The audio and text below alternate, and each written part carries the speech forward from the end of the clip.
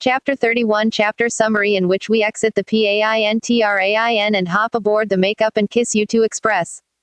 Chapter notes: I've been thoroughly angst-shamed, so I've decided to release the Ladybug fandom from hell in light of the hiatus we are all now facing. Who's excited to descend into shitpost madness? Boy howdy, I know I am. Enjoy, sinners.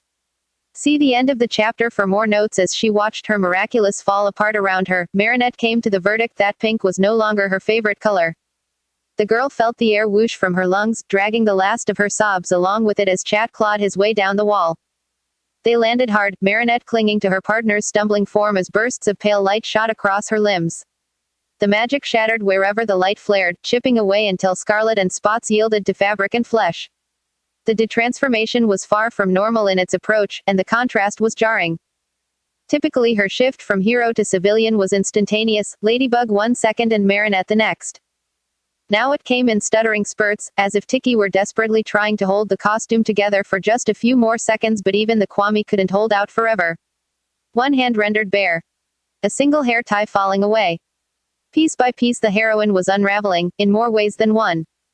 It just had to be now, Marinette thought, resignation and dread mixing with her previous bout of penitence to form a numbing sensation that nearly made her throat close up. Once again I've screwed myself over because I'm incapable of listening. For the second time that week, she was facing an accidental reveal. Lucky me, shaking off the selfish wave of self-pity, Marinette found herself sandwiched between a warm suit and biting brick, her body pressed against Chat's as the boy continued to pin her head against the crook of his neck. His breathing mimicked the erratic pace of her own, most likely due to the fact he'd just sprinted nearly 4 blocks with 110 pounds of crying girlfriend strapped to his torso. Marinette dimly heard him whisper something, but the words were muffled by how tightly he threaded her against him, pulling her close until her damp cheeks rubbed salty trails along the side of his neck. Well, there's nothing to be done about it at this point, Marinette thought, resigning herself to the fact this was apparently going down right now. No use in putting off the inevitable. Steeling herself for whatever came next, be it rejection or celebration, she tried to extract herself from Chat's vice grip. It took some coaxing against both his grasp and her own desire to do nearly anything else, but Marinette finally managed to draw herself out into open air, catching an exhausted Tiki in her shaking palms. She paused a moment to collect her courage, then looked up. To her utter shock, she was not met with an expected green-eyed stare. The teen blinked away her tears, brow furrowing in confusion. Tucking Tiki into her collar with slow and careful movements, she took in her boyfriend's screwed-up expression. Chat, Marinette prompted, heart still beating dangerously fast as her mind raced in an attempt to process his astonishing reaction. She was right there, caught in his grasp as her civilian self, so why wasn't he looking? I didn't see anything, Chat Noir rushed to assure her, shaking his head with a flurry of blonde locks. I swear I kept my eyes closed the entire time and I didn't see your face. He didn't look. Marinette felt her chest clench tight at his incredible sensitivity, knees giving out as she slumped back against the wall behind her with a small O. Her hands were braced against Chat's shoulders, his arms still encircling her waist, and the tight embrace was perhaps the only thing that kept her from sliding down onto the dirty pavement beneath their feet. A million different questions begged to be let out, yet only one managed to work its way between her quivering lips. Why? Marinette asked, voice hardly above a whisper as the word slipped into the sliver of space between them. You aren't ready, Chat answered simply, softly. So why you aren't going to open your eyes? Not until you're 100% ready, my lady. Why? She repeated, unable to wrap her mind around his reasoning. This is what he's been waiting for, isn't it? You've already had one reveal sprung on you, Chat began, dipping his head, and, I'm not, he cleared his throat, the next words a bit gravelly. I won't let you go through that again. Marinette felt her heart shatter and then stitch itself back together, making her work against a second wave of tears that threatened to pour out over her lashes at the sight of his tightly shut eyelids. A mix of relief and guilt bubbled up in her throat at his gesture, sticking there as she struggled to work past her shock. It was astounding, mind-blowing in a way Marinette could hardly conceive. After all the hell she'd put this boy through, after all the yelling and the running and the ignorance, he still somehow found it in himself to put her first. Sure, Chat Noir had always been the self-sacrificial type, but this went beyond mere chivalry, and the depth of his compassion nearly drove Marinette to ignore her fear and beg him to open his eyes. But she didn't. She didn't because Adrian was right, she wasn't ready. Marinette hated that she wasn't. She hated, abhorred, loathed the fact that despite his endless understanding she wasn't prepared to give up that part of herself just yet. but he'd granted her a choice, one she wasn't about to squander with her indecisiveness. This doesn't have to happen tonight, her tiny shoulder devil exalted, tempting the girl back to her comfortable ledge of anonymity. You can go back to how it was before, go back to having him love you as Ladybug. But it needs to be soon, the creature's more holy counterpart insisted, ever the realist. He deserves to know. You owe him that much, thank you, Marinette garbled out at last, willing both little voices away in order to focus on the now. Thank you, for all of this. You don't deserve to put up with someone like me. Chat's throat buzzed with a considering hum, the sound vibrating across the tip of her nose to fan out across her unmasked face. Maybe not, he relented, tucking his chin atop her head with a weighty sigh, but that doesn't change the fact that I still want to put up with you. Marinette's heart latched onto the words like a drowning man to a life preserver, clutching them tight as his voice floated in the evening air. And even though you can be stupid, and brash, and stubborn, I know, not done. Chat chirped out, keeping his tone light but insistent as he cut through her soft interjection. Even though you can be stupid and brash and stubborn and a whole lot of other words I can't think of right now, you make up for it by also being honest and real and flawed. Here he pulled back, giving Marinette a bittersweet smile that so perfectly mirrored her father's in its subtle sadness that she found herself floored by the similarity. His voice grew softer still. You, my lady, are one perfectly infuriating girl, but you're my perfectly infuriating girl, so I'll continue to put up with you, even if it means I only get to know your ladybug side. The alley fell quiet, cool air rushing across the pair as Chat trailed off into silence. He just had to be a poet, Marinette thought, making a sort of mangled sound in response to his perfect, piecing words. I'm dating a model and a goddamn poet. Chat's eyes squeezed tighter, face scrunching up as he leaned towards her. I can't tell if that's laughter or crying without looking at your face, he admitted, sounding concerned by her less than coherent reply. Did I say the wrong thing again? No, why you're fine, Marinette assured him, letting her head thump against his broad chest as she fought to control her breathing. You're perfect actually. It's just a little bit of both. Adrian stayed silent, seeming to sense that she needed a moment to process everything. Not until you're 100% ready. They stood quietly for a few minutes more, allowing their heartbeats to steady and their emotions to settle. Exhausted by the past hour hell, by the past week, Marinette felt her tired thoughts begin to drift, lulled by the warmth of the protective body curled around hers. A flitting realization occurred to her, hilariously trivial in light of their current situation, but one that still made her irrationally upset. I think I dropped my chocolate a few buildings back, Marinette mumbled against his collarbone. There was a surprised intake of breath. Then the black material against her temples began to quiver, and Adrian's telltale chuckles filled the empty side street until she couldn't help but join in on his infectious giggling. I'll bring you another one later tonight, he promised, eyes still screwed shut but lips stretching into a tentative smile. Maybe 3 or 4. Thank you, I'd like that. She felt Adrian press his hands against her back, worry touching his features as he likely registered the way she was trembling. You need to go home, Ladybug, he murmured. Go do whatever you have to do in order to calm down, and I'll see you in 2 hours, okay? Okay, Marinette whispered, trying and failing to pull herself from his comfortable grasp. The feeling of being in Chat's embrace after their time apart verged on the addictive, and the added thought that she was also being held by Adrian made an already difficult action nearly impossible to tackle. A long moment passed in that intoxicating haze before his voice rang out again. You do realize you have to let go of me in order to leave, right? I'm working up the courage, Marinette replied in a small voice, burying her nose against the crook of her boyfriend's neck. Give me a minute. He always smells so clean, she mused, losing herself in the familiar scent of his aftershave and trying to cook up some excuse to stay. No rush, Bug, Chat murmured, sounding equally entranced as he continued to let her cling. Gloved fingers carted their way through her hair, careful claws tangling amidst the dark strands as the sounds of the city echoed down the corridor. It's down, he noted. Marinette hummed in reply, taking the opportunity to snuggle a little closer. That's cute. You're cute. Needless to say, the sound of Adrian whispering compliments against the crown of her head didn't do her blood pressure any favors, but Marinette found it in herself not to squeak. He's your boyfriend, she reminded herself, fighting down an irrational bout of shyness. He's been your boyfriend for weeks, so pull it together, girly. After a few more moments of indulgence, she finally willed herself away, drawing back as his hands slid out from around her. I'll wait here for 5 minutes, Chat said, leaning against the wall with his eyes still dutifully shut. That should give you plenty of time to scamper out of sight. Marinette nodded, then gave an affirmative sound when she remembered he couldn't see her. Taking one last look at the now almost comically familiar face, yep, that's literally just Adrian Agreste wearing a mask, she reluctantly turned to leave. She'd taken one step when a last-minute decision struck her, and before she could think twice about it, Marinette swiveled back to plant a peck on Chat's cheek.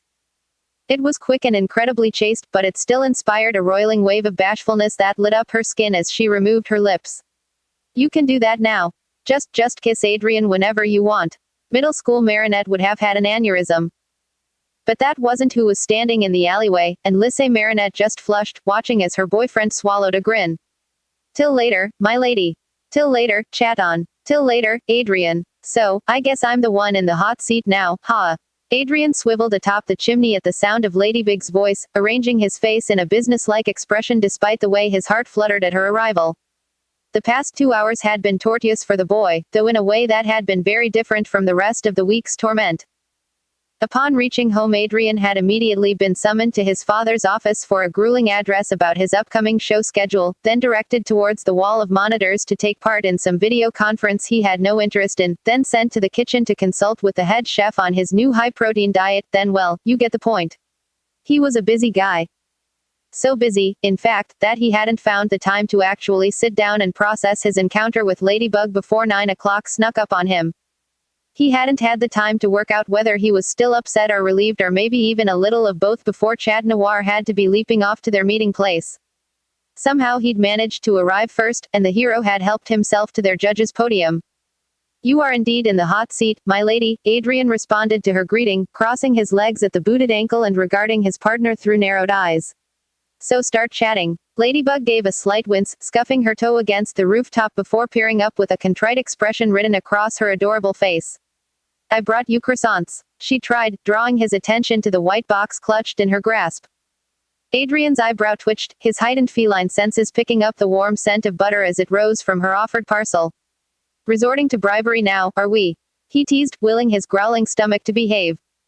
Talking now, eating later, well, you did bring me chocolate first. I brought you chocolate because your body is tearing itself apart. You bought me croissants because you feel guilty.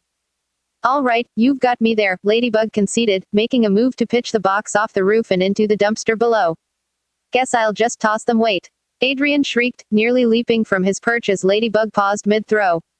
She quirked her lip. Yes. I didn't say I didn't want them, he grumbled, straightening with a huff as Ladybug passed the offering up to him. Chucking his self-control out the window, Adrian fished a hand in and stuffed a pastry into his waiting jaw as he returned his attention to his girlfriend. We're still talking by two-way, he reminded her, spewing crumbs with each word. UAWRE not off the hooshk. I didn't think so, Ladybug sighed, planting herself below him and waiting until he'd inhaled his first treat. Adrian watched her shift from side to side, reveling in the comfort of her sorely missed company while he tried to organize his thoughts. They needed to talk, that much was abundantly clear. Now it was just a matter of knowing where to start. Ladybug had mentioned an apology earlier, but Adrian found that despite his air of fabricated aloofness, he'd already mostly forgiven her. Her actions after the Akuma fight had all but confirmed what Plague had told him earlier. Ladybug's reaction to his reveal had been a purely knee-jerk response, not the result of some perceived shortcoming on his part. That understanding had made it remarkably easy for Adrian to let go of his lingering malcontent. That being said, he wasn't about to let her off that easy. I don't like it when you run away from our conversations, Adrian began, jumping right into the discussion with a brutally honest confession. No hero worship. No sugarcoating. Just confront her about how you're feeling. Ladybug swallowed, eyes snapping to his. Yeah, that's something I really need to work on. The heroine stilled, tilting her head. Wait, no. That's something I will work on. Adrian nodded, feeling the knot he'd tied himself into over the past week begin to unravel at her frank response. For the first time in a long time their conversation didn't feel like a game, and the sensation was liberating. I'm sorry I didn't do a good job of explaining myself that night, but things were just a bit crazy for me at that point, what with you being you, and I know that's not a good excuse, but Ladybug, Adrian cut in, fearful she was winding herself up again, it's all right. We have time now, so you can explain whatever you feel like sharing and I'll listen. The girl deflated, chewing her lip in concentration before lining up her thoughts. I was never disappointed in you, she began, and I'm so sorry if I ever made you feel that way. Hearing her say the words was like having a dead weight lifted off his chest, but Adrian dutifully continued to pay attention through his soaring relief. I'm sorry I can be bad at talking things out sometimes, and I'm sorry you have to take the brunt of my hurt feelings. I'm sorry I ran, and I'm sorry I yelled, and I'm really sorry about ignoring you all week. Ladybug dragged both hands down her face, peering up at him between latticed fingers as she mumbled against her palms, basically, sorry for being a total bitch. Adrian tried not to snort. You weren't being a bitch. Blue eyes narrowed. Well, you weren't being a total bitch. I was though. Ladybug moaned, now pacing listlessly below him. I made you feel like you were the problem when really it was just me having all the issues. I'm an absolute jerk. Agreed. I'm a hypocrite who let things get way too out of hand. Yep. No point in arguing it, Adrian thought, allowing his girlfriend to blow off some steam as he reached for a second croissant. Ladybug twirled her wrists, seeming to claw at the air for the right word. A stupid teenage girl, Adrian suggested helpfully, taking a big bite of his pastry. These are good, almost familiar. Yes, she exclaimed, firmly planting her feet as she half-shouted her declaration into the night. I'm a stupid teenage girl who couldn't get over the fact her stupid teenage boyfriend was also her stupid childhood crush. Adrian felt himself shoot straight up to heaven. Ladybug looked as if she'd plunged into hell. He swallowed abruptly, abandoning his munching in favor of stretching his mouth into a comically wide grin. Oh Lord, this is too good to be true, Adrian thought, tossing her confession around in his head as his girlfriend balled her hands into fists with a whispered curse. Excuse me, my lady, he said, shaking his head in wonder, but did you by any chance just say nope? Ladybug squeaked, turning as red as her mask as Chat broke the still atmosphere with a whoop. Yes, you did, he cried, swinging his legs with utter glee as leaned forward atop the chimney. I most certainly did just heard you say you had a childhood crush on me. Oh, I can see it now. Little Ladybug with her pigtails and missing front teeth twirling around her bedroom with a magazine clutched to her chest. It wasn't A&U. Did you scribble tiny hearts in your journal, tacking my last name onto the end of yours? Oh, for the love of, did you name our kids yet? Chad Noir, you stop teasing me right now. Chad Noir. Who's that? Adrian sang out, riding his wave of giddiness as he slid down to the roof below. Quick as a flash, he gripped Ladybug's arms where they crossed over her chest, bending down to look her straight in her sourpuss face as he let his words roll out in a cocky exclamation. Why, I'm Adrian Agreste. Your childhood crush, remember? Kill. Marinette was amazed that her mask hadn't melted off her face. She was sure that the heat of her blush would have reduced a less magical disguise to pure ash at this point. Pseudo-murderous thoughts were stewing in her head once again, but she managed to avoid stomping on the roof like a child in favor of grinding her teeth in embarrassment. Her boyfriends just continued to pull that goddamn smirk. She knew the two boys were the same, of course she knew, but having Chad Noir outright declaring himself as her childhood crush Adrian Agreste was a little disorienting to say the least. That was a year ago. Marinette shot back, avoiding those glimmering green eyes as if her very sanity depended on it, which it totally did. It was just a silly little infatuation is all, and I can assure you my tastes have matured since then. She ended with a sniff, still refusing to meet his magnetic gaze. Really, why now, Chad Adrian? She didn't know what to call him at this point. Really, why now, her partner drawled out, playfully twisting her upper body side to side. So what you're saying is, your tastes have evolved from young me, to slightly older me. The boy laughed, long and free in a way that almost made Marinette crack a smile. I hate to say it, my lady, but I think you have a type. You wouldn't be the first to point that out, she admitted, letting the blushies off her face with a deep breath. So you have a track record for falling for gorgeous blondes, do you? Mostly just you in particular if I'm being candid. You know, I think I like this whole honesty thing, Chat mused, finally managing to catch her eye. I'm learning so much already. I can't lie, this talking things out routine is pretty refreshing, Marinette conceded, giving him a tentative smile. For the first time the two noticed how close they'd drifted towards each other, now only inches apart with Chat's hands resting on her upper arms. Marinette felt a tiny spark light in the pit of her stomach at their proximity, deliciously similar to the fluttering she'd felt when their relationship was first blossoming and so exciting in its resurgence. It was the lingering butterflies of her buried Adrian crush mixed with the bursting heat of Chat's endearment. It was dangerous, deadly, even.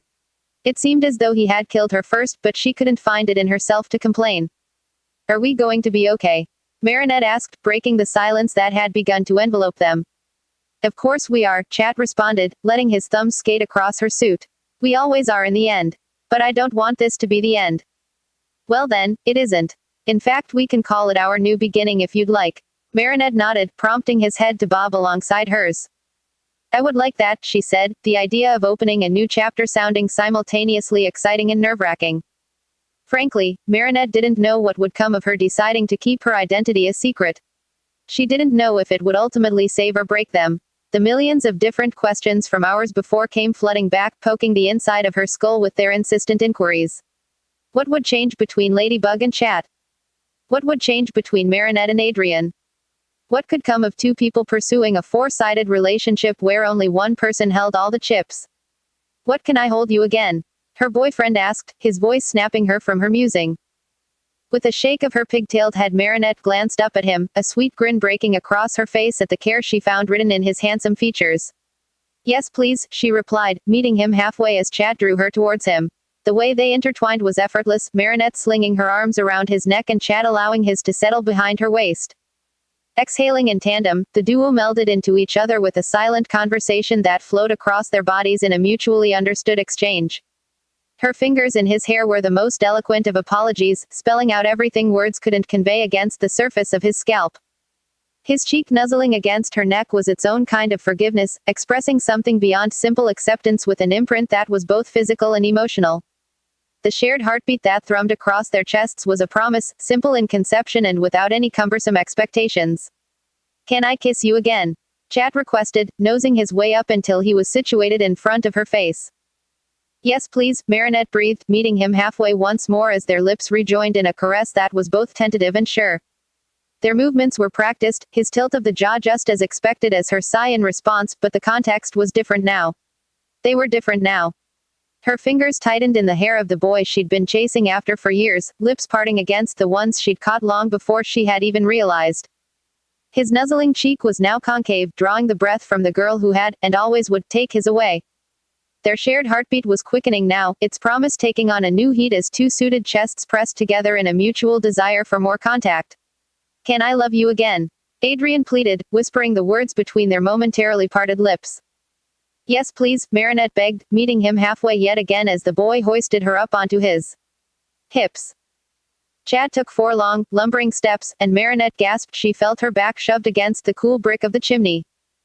His mouth reclaimed hers in an instant, probing and pleading but never harsh in its loving exploration, and his fiery care only spurred her to meet his every push with equal fervor. Marinette felt that name, the one she'd trained herself not to desire, lingering on the tip of her dancing tongue, but she chose to swallow it down with a groan. She knew she could say it, it belonged to him after all. But something about acknowledging her classmate in this particular circumstance seemed wrong to her. This moment was for Chat Noir. It was for the boy who had never once overlooked her in a crowd, the partner who had never once let her down in a fight, and the young man who had never once left her wanting when she needed him the most. She was here for Chat. And even though it was technically Adrian's hands skimming up and down her back, Adrian's lips trailing kisses down the curve of her jaw, Marinette wouldn't allow him to intrude on this space that had always been for Ladybug and Chat Noir alone. So when her boyfriend sunk his teeth into lobe of her ear, hips canting up against hers, it wasn't Adrian's name that she exhaled into the night. Chat, Marinette sighed, letting him wreck the side of her face for only a few seconds more before she tugged him away. He surfaced with a slow blink, pupils blown wide and entirely focused on her. Is this okay? He asked, instantly dialing back his intensity for fear of overstepping his bounds. You can tell me whenever you want to stop. This is perfect, she assured him, heart swelling at the way he seemed to relax. I missed you so much. Chat's subsequent expression reminded Marinette why she loved the way he turned things up even more than the way he dialed things back. Did you miss me? The boy questioned, voice lilting in mounting desire. Or this? The cat continued, pitching forward to grant her a positively scorching kiss. Marinette grinned into his onslaught, letting her fingernails trace tiny trenches down the plane of his suited back as Chat coaxed her into arching against him. Why not both? She both inquired once he'd relinquished her lips. Am I allowed to have missed both? Absolutely, Chat confirmed, sounding pleased with her answer. And for the record, I missed you too. Well now I've got to ask, don't I? Ask what, my lady? I've got to ask whether you missed me. Marinette cupped his jaw, pressing a closed-mouth kiss to his lips before whispering low against them, or this. The groan Chat gave in response to her hips rolling forward was answer enough, but the following affirmation was also nice to hear. Both, he said, bringing their foreheads together as his hands hitched her up higher, definitely both. Good, cause you're about to get a lot of both. The space between them disappeared. All right, copycat, Dark Cupid, and Roger Cop, Ladybug asked, brushing away a few stray strands of hair that had fallen into his face as Adrian mulled over his answer. The two of them had inevitably ended up tangled together on the rooftop, abandoning their makeout session after about 15 minutes in favor of just snuggling under the moonlight. It wasn't that Adrian didn't want to kiss her. Lord knew it topped the list of his favorite pastimes, but turned out talking was difficult when your lips were otherwise occupied, and the pair of them had silently decided they'd rather spend their time catching up than trying to suck each other's faces off. So talk they did. For nearly an hour they'd gone back and forth, discussing anything and everything from the upcoming holidays to which video game character would win in a fight to what they'd done that week. They hadn't lingered on that last bleak topic, finding no pleasure in recounting hours of nothing but worry and sadness, and eventually the conversation had turned back in the direction of the ridiculous, leading to a no-holds-barred game of fuck copycat, marry Roger Cop, and kill Dark Cupid, Adrian said, nodding his head decisively as Ladybug let out a snort. That's a little narcissistic, don't you think? Banging yourself. Also, why in the world would you want to marry Roger Cop? Technically Copycat's my clone, so it's more or less masturbation at that point. And seriously. He'd be the ultimate husband, always keeping me safe. This earned him a considering hum. You make some valid points, Ladybug conceded, snickering nonetheless as she glanced up at him.